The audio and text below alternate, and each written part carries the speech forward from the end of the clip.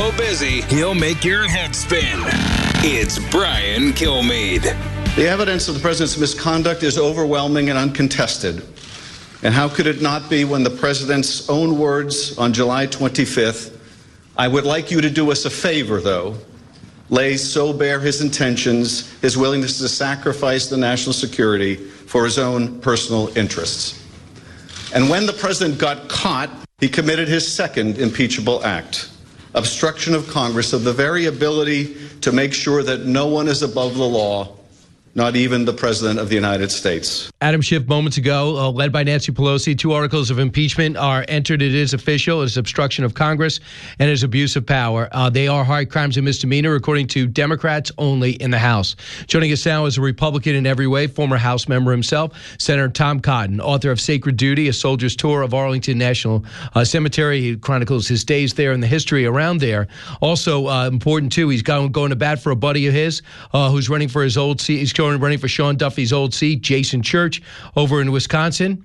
And he's a very impressive guy, too. He's in Jason Church. He is a great candidate, according to the senator, who lost his legs in an IED explosion in Afghanistan, endured over 20 surgeries at Walter Reed, and managed to finish law school in Wisconsin and wants to pick up where Congressman Duffy left off. Senator, I got to ask you to pick up where Adam Schiff left off. Do you believe the president's committed impeachable offenses? Hey, Brian, it's good to be on with you again. Thanks for the mention of Sacred Duty. Great Christmas gift for all the veterans. Absolutely. It's fantastic. Service members and family members on your Christmas list. And thanks, too, for mentioning Jason Church. Jason is a great candidate in northern Wisconsin. They've got a special election coming up in just a couple months.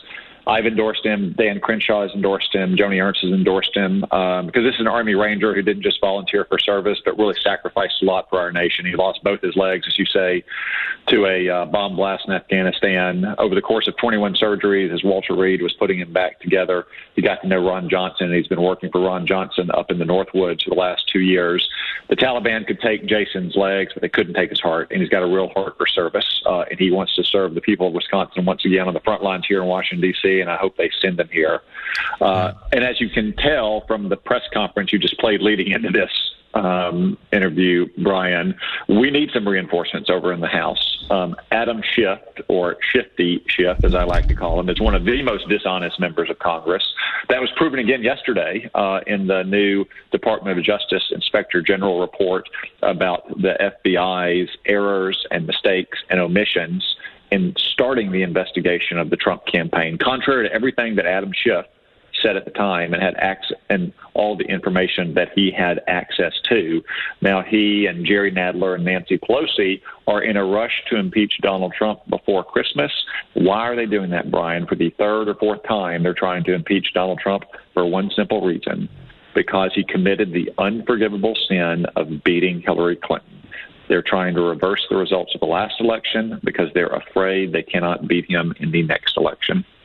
Well, they say it's high crimes and misdemeanors. They do this somberly and soberly. It's their constitutional duty. They will not be serving the Constitution had they done that. They also say the president was pressuring the Ukraine to violate our next election like he did in our first election. Where are they getting that?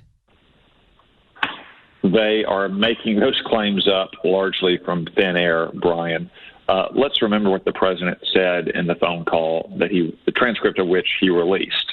He said that in addition to just normal diplomatic conversation and congratulations to President Zelensky on victories and elections in Ukraine, that he wanted to make sure that Ukraine was focused on cleaning up the corrosive and system-wide corruption in its government and across its country. There's nothing wrong with that. In fact, that is appropriate to do. And yes, part of that corruption, at least the appearance of it, is the fact that Hunter Biden was making $80,000 a month on a board of a corrupt Ukrainian oligarch at a time when Joe Biden was the Obama administration's point man for Ukraine policy. That's not just the appearance of a conflict of interest, Brian. That is an actual and immediate conflict of interest, because all you have to do is ask yourself, what do you think that oligarch was paying Hunter Biden $80,000 a month for? He was paying for protection that comes with the last name Joe Biden, or with the last name Biden. You segued into that, so let's do it. Joe Biden cannot answer that question. He challenges people to push up. He yells and screams at them. He puts his finger in their face, which for a 77-year-old with 50 years of political experience, it's stunning to see that he has no answer for why was your son in a job he wasn't qualified for in a country you were in charge of for a previous administration known for corruption. So here's what Joe Biden said now to NPR, who asked him. Cut 6. There were former White House aides of yours who tried to warn you about the potential conflicts of interest. Nobody warned me about a potential conflict of interest. Nobody warned me about that. And at the same time, George Kent, the State Department official, testified that he raised it to you. No, he and your didn't staff, say to your me. staff. He did not. To your staff. I stand corrected. Never heard that once. To your staff, and your staff told him he has no bandwidth. Well, my son was dying. I guess that's why he said it, because my son was on his deathbed. But that not the reason why they should have told me. And the fact of the matter is, my son testified and did an interview saying if he, looking back on it, made a mistake. Okay. First he denied it. And then he said, looking back, and now he told the New Yorker magazine, his son did, his dad said, I hope you know what you're doing. He said, I do, Dad. So he knew it was a problem. He just lied again, and at the very least admit the appearances are bad, and he should have come down on it. John Kerry said the same thing. I had no idea Hunter Biden was on that board. Well, your stepson was offered it and walked away from it. Does anybody talk to anyone on Thanksgiving or Christmas or Memorial Day where this might come up? So, Brian, it sounds like Joe Biden is mounting the classic defense. He's not my dog. He didn't bite you. You kicked him first. Right. Or maybe another classic defense. We did nothing wrong, and we promised not to do it again. I mean, it's obvious. I mean, you said that Joe Biden lied. Maybe he did. Maybe I'm willing to give him the benefit of the doubt and just say that he forgot about this, as he forgets about so much these days. But there is a clear evidentiary basis that Joe Biden knew at the time that his son Hunter Biden, shortly after being kicked out of the Navy for testing positive for cocaine, had just, lo and behold, been given a job at $80,000 a month a year for a Ukrainian oligarch. This is not something where Hunter Biden was an expert, and it went back 15 years, predating Joe Biden's time as vice president. He got this job because his father was the vice president. Joe Biden could have solved all these problems, Brian, if he had simply said the day that Hunter Biden got that job, you know what, President Obama, I shouldn't be involved in Ukraine policy anymore. I'm going to step out. You can have John Kerry run it. You can have Susan Rice run it. Someone else should be the point person. I should recuse myself on matters of Ukraine. If he had done that, there'd be no problem, right? Lindsey Graham said that Hunter Biden was calling to the State Department on behalf of Burisma. That's a huge issue, and that's going to be blown up, I imagine, once it gets to the Senate. But before I talk to you about impeachment getting to the Senate with you, Senator Tom Cotton, for 3 straight weeks, I watch all the Sunday shows because I want to drive myself nuts on Sunday. So I watched Chuck Todd try to blow up Ron Johnson, Senator Kennedy, and then Ted Cruz on the issue, did Ukraine meddle in our election, as if both can't be true, Russia and the Ukraine. Here's the latest one, Ted Cruz. You might not agree with Ted Cruz, but no one doubts his competence. Let's listen. Do you believe Ukraine meddled in the American election in 2016? I do, and I think there's considerable evidence. You do? You do? Yes, and Chuck, let me say, I have been in multiple briefings year after year after year about foreign interference in our election. Russia's tried to interfere in our elections. China's tried to interfere in our elections. North Korea's tried to interfere in our elections. Ukraine has tried to interfere in our elections. This is not new. 2016 is not the first year they did it, and they're going to keep trying. Are you under the belief, Senator, that that Ukraine played a role in the 2016 mess? So Brian, here's where I would say to Chuck Todd and all of these liberal reporters who are acting shocked that Senator Cruz or others would say something like that. Russia interfered in our elections in a organized, systematic, and top-down way. If they would like to learn more about that, they can read the report that I co-authored as a member of the Senate Intelligence Committee about that very interference. The fact that we all agree that Russia committed such acts does not mean that they were the only country who might have interfered in some way in our campaign. One of those countries would be Ukraine, whose sitting ambassador wrote an op-ed condemning Donald Trump and therefore necessarily openly supporting Hillary Clinton, for whom the New York Times senior political reporter has reported that Democratic operatives were working as go-betweens between the Democratic National Committee and the Hillary Clinton campaign on one hand and the Ukrainian embassy on the other hand. It was not systematic. It was not top-down in the way Russia's interference was, but that does not mean it didn't happen. And you can believe both things at once, contrary to what all of these reporters on TV are trying to suggest. Senator, the other thing is you're going to get this. It's going to be on your lap, impeachment in the Senate after the holidays. Do you know of any procedures that are in place? They say it could be a 2-week trial. Do you know of procedures in place? And do you know where you would stand? And do you know any Republican senator that's wavering?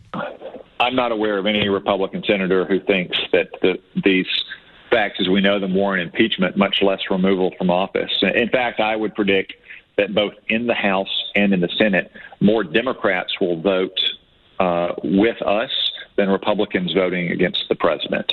As far as the process goes, Brian, I can't really predict much. It really is kind of up to what the Senate decides on majority votes. We have some standing rules of impeachment. These impeachment trials happen more often than you might think because we've had them over the years with a lot of federal district judges that obviously don't get the same kind of attention as a presidential impeachment does. But we do have some precedent. The kind of background rules say we'll come into trial every day shortly after lunch and go Monday through Saturday. That really, I can tell you, is not very popular around the Senate.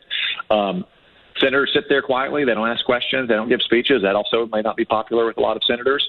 But in terms of how long it will last, what the process will be, it really depends in part on what the president's attorneys request and what the Senate ends up voting on. And that's about as much as we know right now. Something else, because you joined the infantry after graduating college and you served this country, then went into Congress, then into the Senate.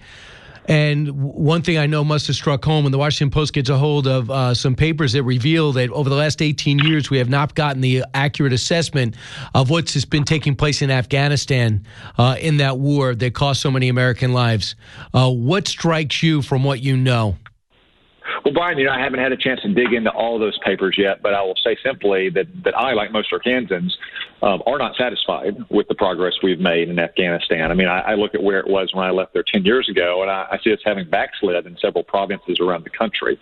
What's clear is that the military victory that we have in the immediate aftermath of 9/11 is a necessary but not sufficient condition to have a political success, something that guarantees our security by ensuring that Afghanistan doesn't fall back into the hands of a Taliban that is allied with Al-Qaeda or ISIS or other foreign terrorist organizations. And that really should be our objective, is a negotiated political compromise between the elected government of Afghanistan and some of the critical regional players, along with the Taliban, if they renounce their support for groups like Al-Qaeda, in which we don't have to maintain the troop levels we have there today, but Afghanistan also doesn't become a lawless safe haven against which or from which terrorist attacks can be launched against the United States and our citizens. Where Iran and Russia get another foothold. And lastly, the Pensacola shooting, brutal. A Saudi national we're trying to train in our military swap program ends up becoming radicalized, reportedly on a trip home, killing 3 Americans, wounding others. It could have been worse, but it was bad. Matt Gaetz said this last night. I'm wondering if you agree.